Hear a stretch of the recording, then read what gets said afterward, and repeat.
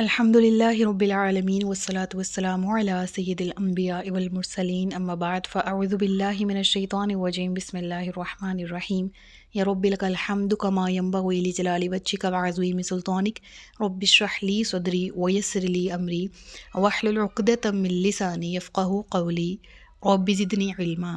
السلام علیکم ورحمۃ اللہ وبرکاتہ۔ پارہ نمبر 29 سورۃ المزمل، اردو ترجمہ اور تفسیر۔ گزشتہ سبق میں آیت نمبر 7 تک ہم نے پڑھ لیا تھا۔ آج کے سبق میں آیت نمبر 8 سے باقاعدہ آغاز کیا جا رہا ہے، جس میں اللہ رب العزت ارشاد فرماتا ہے وَاذْكُرِ اسْمَ رَبِّكَ وَتَبَتَّلْ إِلَيْهِ تَبْتِيلًا، اور اپنے رب کا نام یاد کرو اور سب سے ٹوٹ کر اسی کے بنے رہو۔ بظاہر خطاب نبی پاک صلی اللہ علیہ وآلہ وسلم سے ہے، کیونکہ آغاز صورت میں جو حرف ندا یوز ہو رہا ہے اس سے مراد نبی پاک صلی اللہ علیہ وآلہ وسلم کی ذات ہے، تو ڈائریکٹ خطاب تو اللہ کے نبی سے ہے۔ اور اس سے ہمیں کیا سیکھنے کو مل رہا ہے، اللہ کے نبی کو کیا حکم ہوا اور ہم امت کے لیے کیا حکم ہے۔ کہتے ہیں کہ تبتل کے اصطلاحی معنی ہے کہ ہر طرف سے تعلق توڑ کر اللہ کی عبادت میں مشغول ہو جاؤ اور اپنے نفس کو ما سوا کے خیال سے پاک کر دو، اور ہر وقت اللہ کے ذکر میں، اللہ کی یاد میں، اللہ کے احکامات کی پابندی میں مصروف ہو جاؤ۔ اب آیت کا مفہوم تو ہمارے سامنے واضح ہے، لیکن انفارچونیٹلی یہاں کہا جا سکتا ہے کہ بعض اسکول آف تھاٹس نے اپنے اپنے مطلب نکال لیے، جو ان کو بہتر لگا، جو ان کو مناسب لگا، انہوں نے اس آیت سے وہ پیغام اخذ کیا اور اس کو منوانے کی اور دوسروں پر تھوپنے کی کوشش کی۔ وہ کیا ہے؟ پہلے بات کر لیتے ہیں ان لوگوں کی جو دین اسلام کے دائرہ میں ہی داخل نہیں ہیں، یعنی نصارہ میں رہبانیت تھی۔ اس آیت سے وہ رہبانیت کی دلیل دیتے ہیں کہ دیکھیں بھئی، آپ کے قرآن میں بھی ذکر ہے کہ رہبانیت اختیار کرو۔ رہبانیت بیسیکلی ہے کیا؟ نصارہ میں یہ چیز عروج پر تھی، اور کیا تھا کہ دین میں غلو کا ایک نام تھا، دین میں زیادتی کا ایک طریقہ تھا۔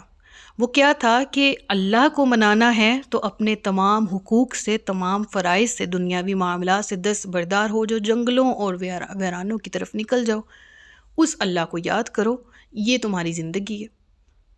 اب اسلام ہے تو اسلام میں حدیث پاک کا مفہوم کیا ہے؟ حدیث پاک اللہ کے نبی صلی اللہ علیہ وآلہ وسلم نے فرمایا لا رہبانیت فی الاسلام، اسلام میں رہبانیت کی کوئی گنجائش قطعاً موجود نہیں ہے۔ ہمارے لیے تو یہ کلیئر کٹ معلوم ہے، علم ہے، لیکن ان کی طرف سے یہ کہا جاتا ہے کہ آپ کے قرآن کی سورہ مزمل کی آیت نمبر 8 میں اس کا ذکر ہے کہ رہبانیت اختیار کرو، سب سے کٹ کر اس کے ہو جاؤ، مطلب رہبانیت۔ لیکن اس سے رہبانیت کا کوئی مفہوم نکل نہیں رہا۔ اس آیت کا ہرگز مطلب یہ نہیں ہے کہ انسان دنیا سے قطع تعلق کر لے، نہ گھر بار سے سروکار ہو، نہ اہل و عیال کا خیال ہو۔ اسلام اس کی قطعاً، اس طرح کے تبتل کی قطعاً اجازت نہیں دیتا۔ اسلام میں جہاں حقوق اللہ کا ذکر ہے وہاں حقوق العباد کا بھی برابر ہی ہے، الغرض یہ کہ بہت زیادہ اہمیت دی گئی حقوق العباد کو۔ نبی کریم صلی اللہ علیہ وآلہ وسلم نے حضرت عبداللہ بن عمر رضی اللہ تعالیٰ عنہ کو ارشاد فرمایا تھا کہ تیرے نفس کا بھی تجھ پر حق ہے، تیرے اہل و عیال کا بھی تجھ پر حق ہے، تیرے مہمان کا بھی تجھ پر حق ہے۔ اس آیت کا مفہوم کیا ہے؟ مقصد یہ ہے کہ دل میں اللہ تعالیٰ کے سوا کسی کی طلب نہ رہے۔ سمجھ آ رہی ہے؟ یعنی سب سے کٹ کر اس ایک اللہ کی عبادت کرنا، یعنی اللہ کو مطلوب یہ ہے کہ جو بھی معمولات زندگی کے امور ہوں وہ خالصتاً اللہ کے لیے ہی سر انجام دیے جائے، اللہ کے خوف اور خشیت کو مد نظر رکھا جائے۔ یعنی رشتوں اور تعلقات کے ہجوم میں بظاہر سب کے ساتھ نظر آؤ، سب کے ساتھ موجود رہو، ساری ڈیوٹیز کو اچھے اسلوب کے ساتھ نبھاؤ، جس کا ذکر اللہ نے قرآن کریم میں کیا۔ سورہ بنی اسرائیل میں حقوق العباد کا بہت زیادہ ڈیٹیل میں ذکر ہے۔ کہیں قرآن میں ذکر نہیں آیا کہ حقوق العباد کا کسی انسان سے کوئی تعلق نہیں ہے، کسی دوسرے بندے کا کسی ایک پرسن پہ کوئی حق نہیں ہے، ایسا بالکل بھی نہیں ہے۔ ہم بحیثیت انسان کچھ ڈیوٹیز ہمارے اوپر لاگو ہوتی ہیں اور کچھ ہمارے حقوق ہیں، ایک کا حق دوسرے کا فرض ہوتا ہے۔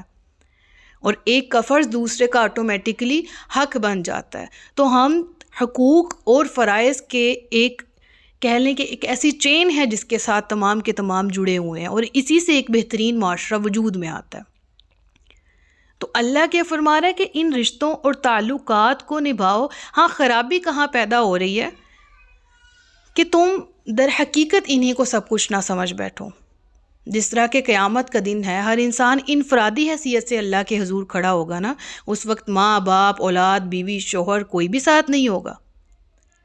ٹھیک ہے، تو اللہ کیا فرما رہا ہے کہ ایک بندہ مومن کو فریضہ دعوت و تبلیغ کی ادائیگی کے لیے بظاہر تو معاشرے میں رہنا ہے اور خود سے متعلقہ لوگوں کے حقوق کا خیال بھی رکھنا ہے، لیکن باطنی طور پر انر سائڈ تمام تر لوگوں سے ذہنی، خواہ وہ قلبی رشتے ہوں، دوستیاں، امیدیں، توقعات، تمام کو توڑ کر صرف اللہ سے رشتہ استوار کرنا چاہیے.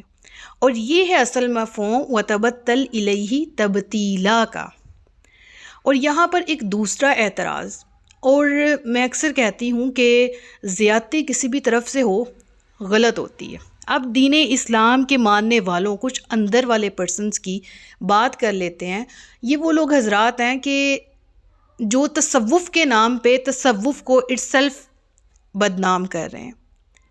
جیسا کہ میں نے سورہ کے تعارف میں بھی کہا تھا، اور سورۃ الجن کے ساتھ اس کو جب ہم نے ریلیٹ کیا تھا، سورۃ الجن میں بھی کچھ اس طرح کی آیات تھی جس میں ہم نے پڑھا تھا کہ اسلام میں جو تصوف ہے اس کی کیا ویلیو ہے.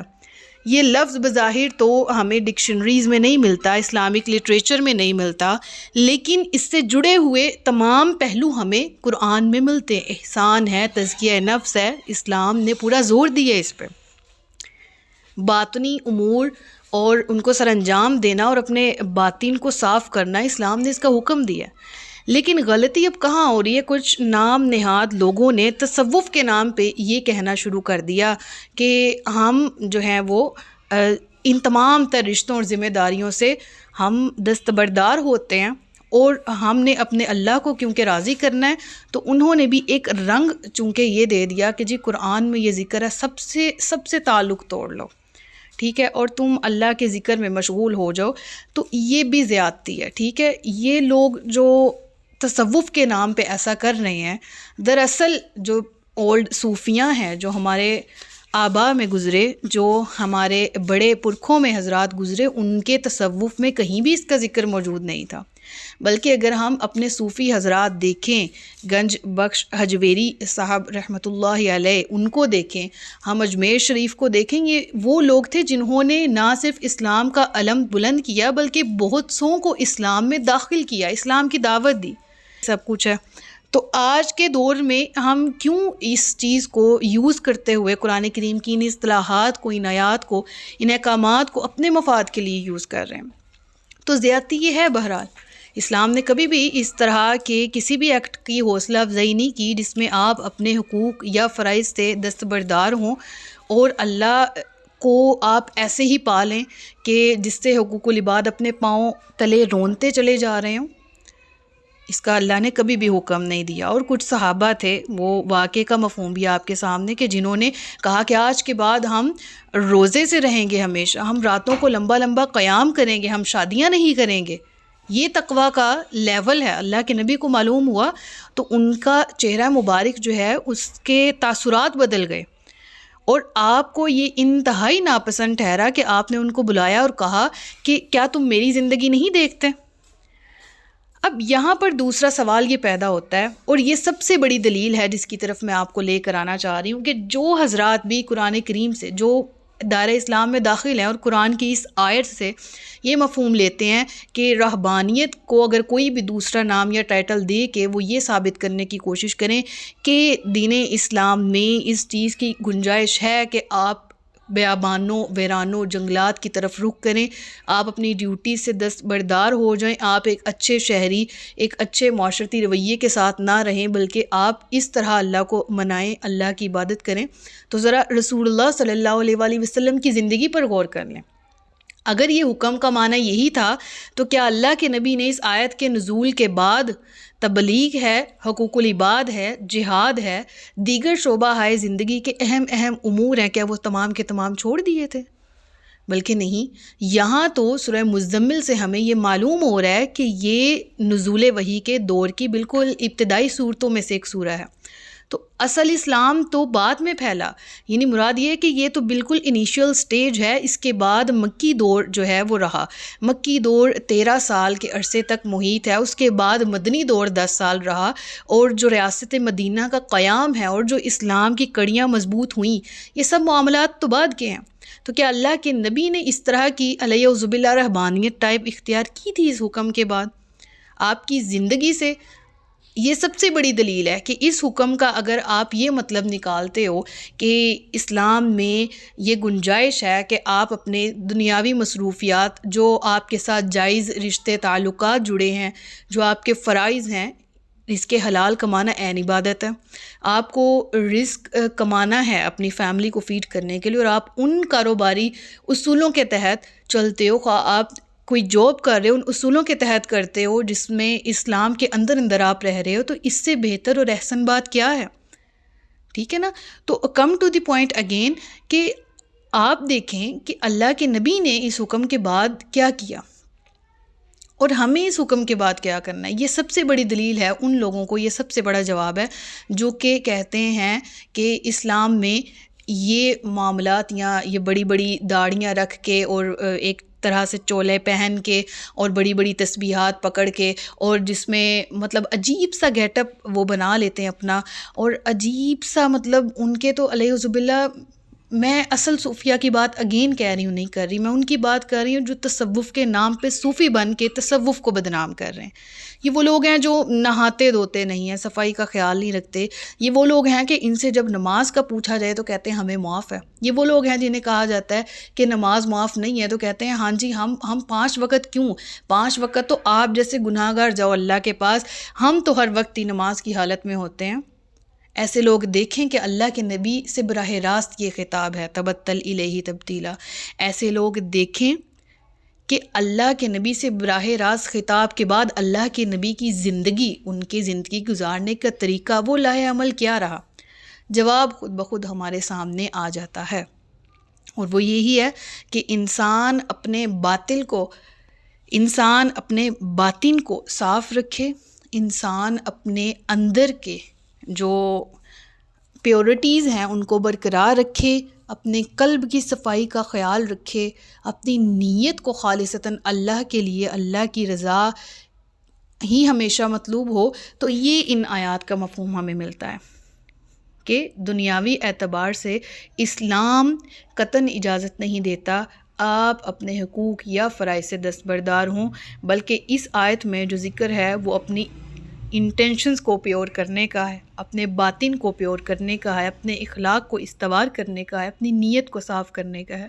وہ یہی ہے کہ دل میں اللہ کے سوا کسی کی بھی طلب نہ رہے، دل میں اللہ کے ماں سوا کسی کا پیار نہ رہے، کسی کی محبت ایسی نہ ہو کہ جو غالب آ جائے اور وہ اللہ سے دور کر دے، کیونکہ یہیں پر مسئلہ کریٹ ہوتا ہے کہ جب ہم دنیا میں موجود کسی رشتہ یا تعلق یا کسی دوستی سے کوئی امید یا توقع رکھ لیں تو پھر جب وہ ٹوٹتی ہے تو معلوم ہوتا ہے کہ ہاں واقعی اللہ کے سوا تو ہمارا کوئی نہیں۔